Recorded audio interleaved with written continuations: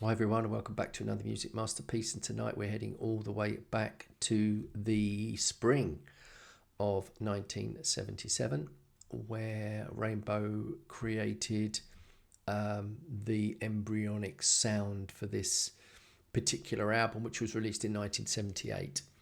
And believe it or not, I always thought that Gates of Babylon was the most popular song on this album. And turns out it's the title track that's been played more than any other. But I didn't pick either of them. I've picked this one. This is Lady of the Lake.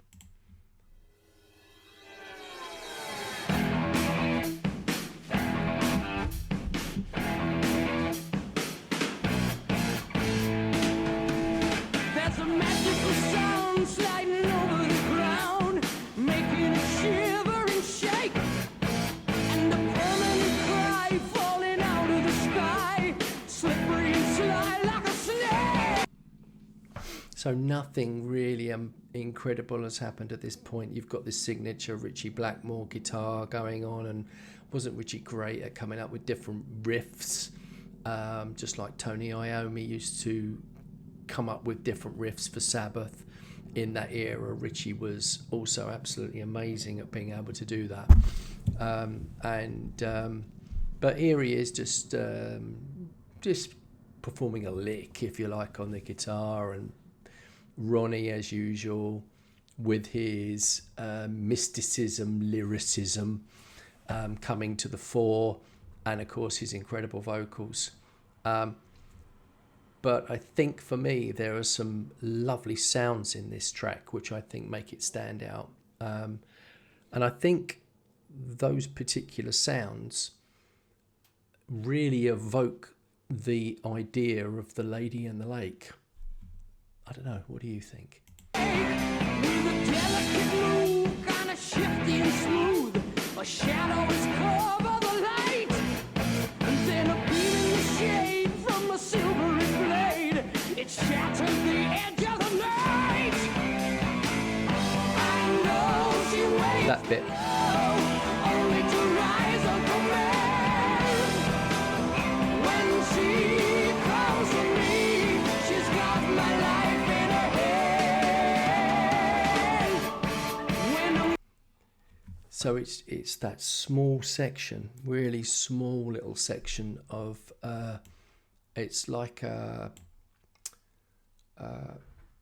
background vocal, just sitting there. When she calls for me, she's got my life in her hand.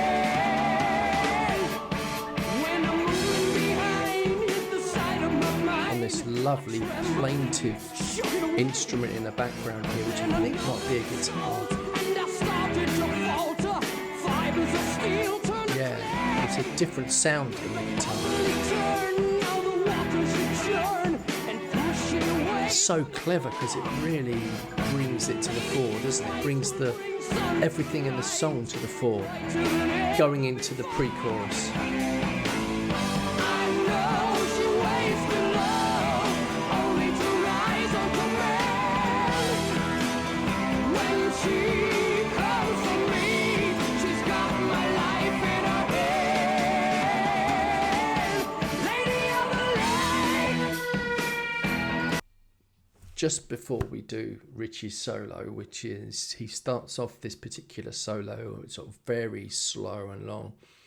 Let's do a shout out to Cozy Powell, because Cozy is just in there, like Two for Sleep Token, the way in which he's doing all these different fills and different things going on throughout all this. The drums are always to the fore, and I know that a lot of people appreciated Cozy Powell as a drummer, and I think that around this period he was unparalleled. I think he was one of the best drummers in the world.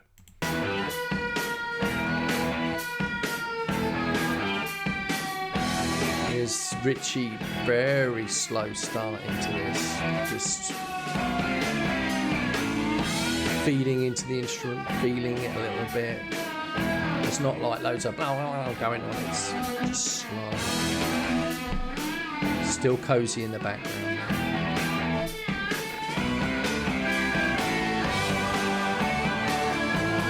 It's lovely with that back echo again. That lovely little backing track.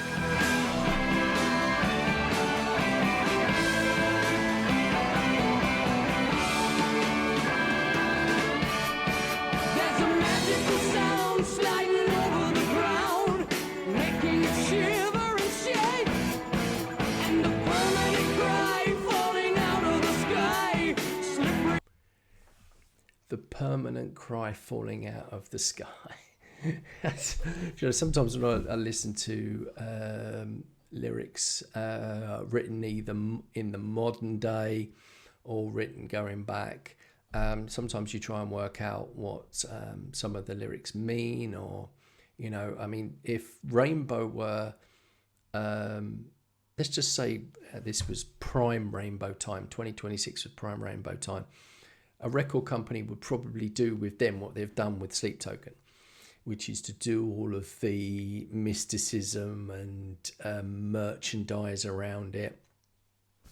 Back in the mid-70s, you went to a gig and you bought a t-shirt and a program, and that was maybe obviously the sleeve, that was also an amazing thing. So Rainbow Rising album was gatefold, and according to this was a gatefold. I don't remember this being gatefold. I didn't get, when I had this album, it was just it wasn't a gatefold sleeve at all. So maybe I missed out on that. Maybe that was a limited edition, and that was as bad as limited editions as things got then.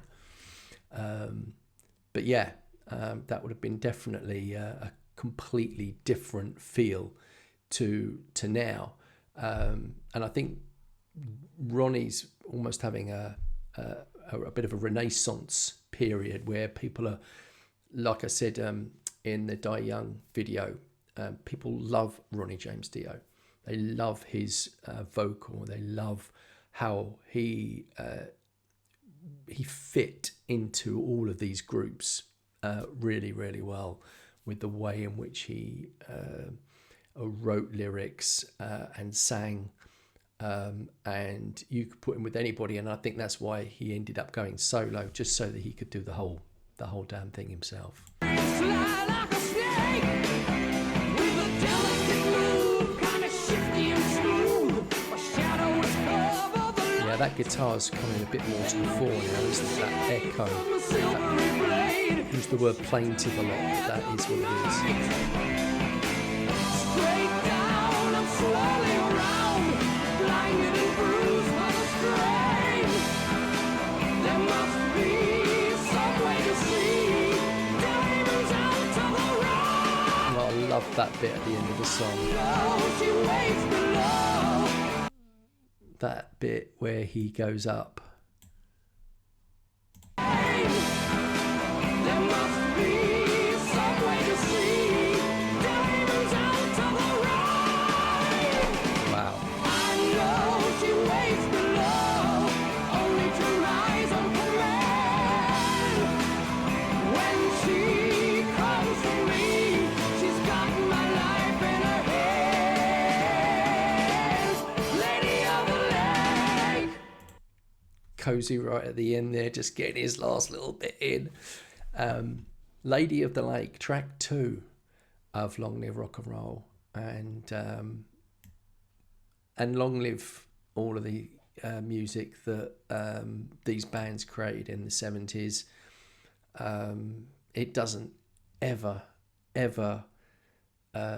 age for me at all. Maybe that's because I come from that era. I'm sure there are people now that will probably go back and listen to it and go, oh yeah, that's old music. Maybe.